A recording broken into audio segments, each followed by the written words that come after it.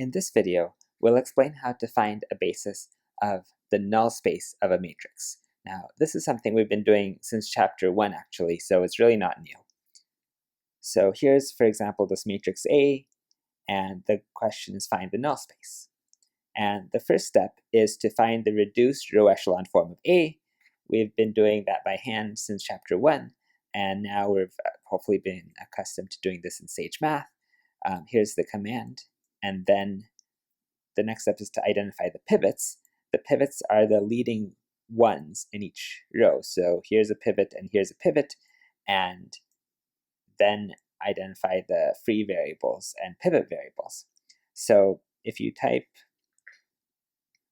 in this command here into Sage Math, it'll return what the pivot columns are. They're columns 0 and 2. So here's column 0 and here's column 2. And so the pivot variables are x1 and x3. Remembering again that Sage starts counting at 0. And the free variables are what's left over, namely x2, x4, and x5. Then express the pivot variables in terms of the free variables. So remember, this first row here corresponds to the relation x1 times 1 plus 3 halves times x2 plus 0 times x3 plus 2 times x4 plus 1 times x5 is equal to 0. That's what it means for this vector x1, x2, up to x5 to be in the kernel, or the null space of A. That means when you multiply this matrix by this column vector, you get 0. Doing the matrix multiplication corresponds to this equation being 0. Similarly, the second row of the reduced row echelon form of A translates to 1 times x3 plus negative 3 times x4 plus negative 2 times x5 equaling 0.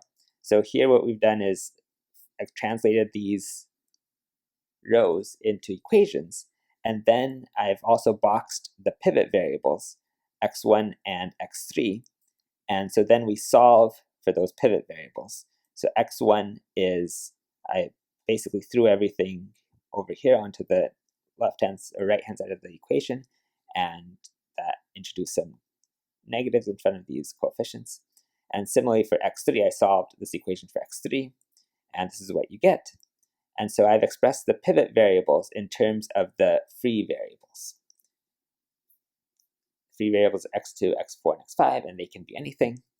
And then here I've just collected that information into a column vector, and then used our expressions for x1 as this thing and x3 as this thing. And then I have x2 is just x2, x4 is just x4, and x5 is just x5. So therefore, a basis for the null space of A is these column vectors here, and that's what I've collected here, and this is our answer.